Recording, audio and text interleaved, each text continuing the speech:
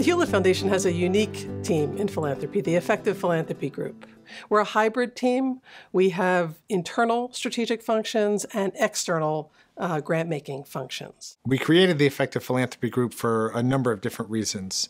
So partly we had a series of functions around the foundation that were interrelated and would work better synergistically, but that weren't working together. So first, we do external grant making in the philanthropy field, and it's important to make sure that what we're telling the rest of the field they should do is what we are doing ourselves. And then internally, there were a series of functions that were broadly supportive of grant making across the whole foundation, but that were disconnected from each other.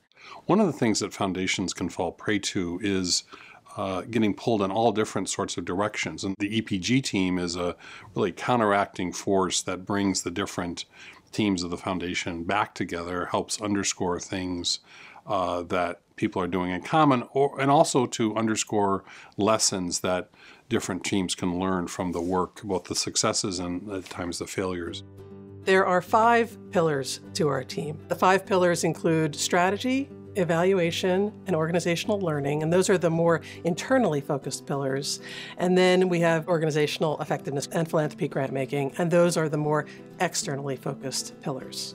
The internal pillars provide 3 levels of consultation: resource provider, ad hoc advisor, and guide by the side. Our first pillar is strategy.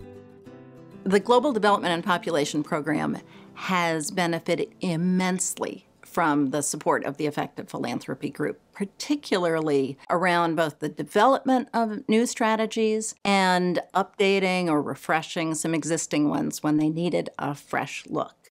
Think about my role as an in-house consultant. So I work with programs across the strategy lifecycle to provide tailored guidance and support. The Hewlett Foundation has a particular framework for strategy called outcome-focused philanthropy. As strategy officer, I help staff use our practical guidebook and worksheets as they create, implement, refresh, and exit their strategies. So the strategy development process is really the critical piece of making sure that we get from here to there, both first that we get there and then that we get there in a way that is, maximally effective and efficient given our resources. The support of the strategy officer during the process of the development of the Women's Economic Empowerment Strategy was critical. It became very clear the type of questions that we should be asking ourselves and the reviewers, what the process of the strategy building should look like, and the timeline for it as well. Our next pillar is evaluation, intimately connected to strategy, but also distinct. The evaluation pillar supports programs to use and learn from evaluation, guided by our foundation's evaluation principles. The first principle is lead with purpose, and that really guides all of the work we do with evaluation. When teams request our help, we provide technical assistance and guidance to them in all aspects of evaluation: design, implementation, use of results, and so forth. I lead the Madison Initiative at the Foundation, and we're focused on supporting the ability of Congress and its members to deliberate, negotiate, and compromise in ways that work for more Americans. And as we got started, one of the first things we realized is that we'll need an evaluator right from the outset of this work, a third party from the outside who would have more of an objective point of view to help us ascertain what was working and what may not be working so well.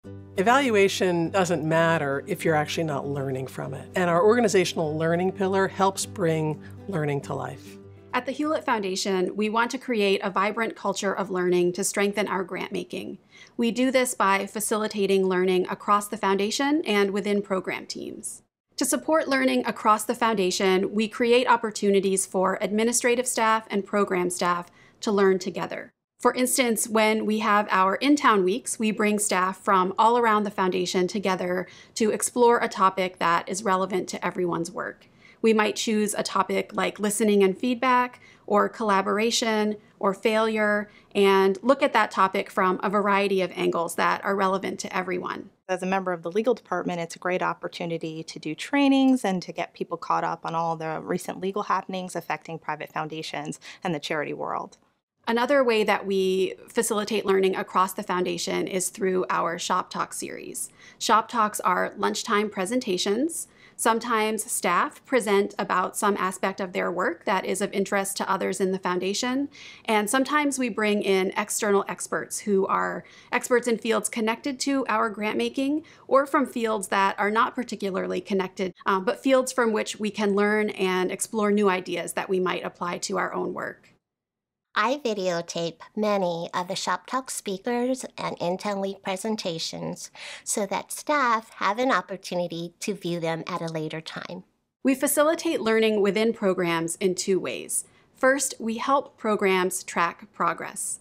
That might involve thinking through the best markers of progress to track. It might involve helping programs think about how to collect data on those markers, and it might also involve helping them make meaning from the data that they collect and think about changing course or staying on course depending on what the data are telling them. It is foundational to everything else that happens because it's critical that as we go along, we learn from what we're doing as we proceed. Now let's shift over to our more externally facing pillars and hear a little bit more about organizational effectiveness. The Hewlett Foundation is committed to building the capacities of our grantees so that they become healthy, high-performing organizations that are successful in achieving their goals.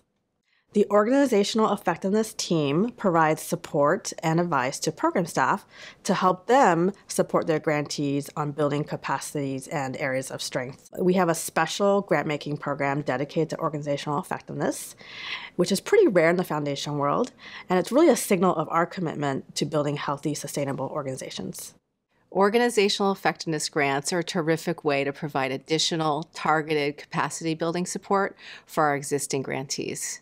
These grants are hugely important because they actually allow organizations to set aside focused time and energy to focus on key capacity building projects. Some of the projects that we see in the Performing Arts program often revolve around strategic planning, fundraising planning, board development, things that are really hard to find time for in the day-to-day because there's so many issues and opportunities that come up on a daily basis.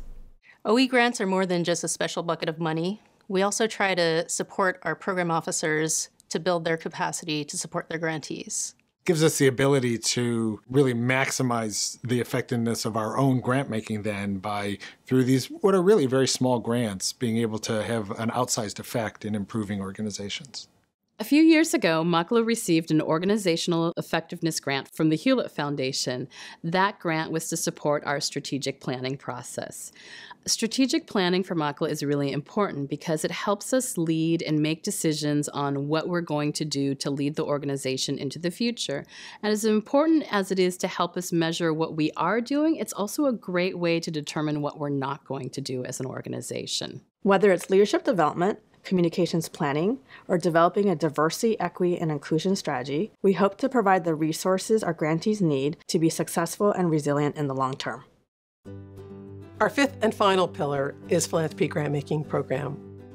In the Philanthropy Grant-Making Program, we make grants to support a strong philanthropic infrastructure.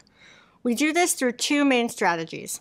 The first is called Knowledge for Better Philanthropy, and the second is Fund for Shared Insight. In the Knowledge for Better Philanthropy strategy, we support the creation and dissemination of knowledge about the practice of philanthropy to inform foundations of all types and sizes all over the country. Fund for Shared Insight is a collaborative strategy that we're pursuing together with 12 other core funders and 60 additional funding partners. Fund for Shared Insight's goal is that funders and nonprofits would be meaningfully more connected to each other and to the people and communities we're ultimately seeking to help, and that we would be more responsive to their input and feedback. Our signature initiative is called Listen for Good. Listen for Good is a simple feedback collection system that can be used by any nonprofit anywhere in the country. As long as they serve clients and they want to hear from those clients about how they're experiencing the nonprofit's programs and services, then Listen for Good is something they can implement. Not only can the data collected through Listen for Good help nonprofits to improve their programs and services based on what their clients are telling them, but it also gives nonprofits valuable data that they can share with funders so that funders will be more meaningfully connected to the people that we seek to help too. It's really a way in which we can influence the sector to understand a lot of the things that we're learning about how best to do philanthropy. It is through philanthropy grant making that we seek to strengthen the whole philanthropic sector. This is a sector we're all a part of, and we're really, really proud of this program. As a fellow, I work across the pillars of the Effective Philanthropy Group. For example, I worked with our evaluation officer to conduct a quality assessment of around 50 evaluations commissioned by program staff. We are sharing our findings both internally to improve our own evaluation practice and externally to inform the field of evaluation. As another kind of example, I recently managed a work group charged with exploring issues of diversity, equity, inclusion in our selection processes. As part of this project, I conducted a scan of others in the field and shared with them what we were learning at Hewlett. Projects like these help ensure that the learning doesn't just stay within the walls at Hewlett, but that it's shared with others in the field. So that's the Effective Philanthropy Group. I like to use this visual aid sometimes to show our 5 pillars, so it's very flexible. And so far, it's working well.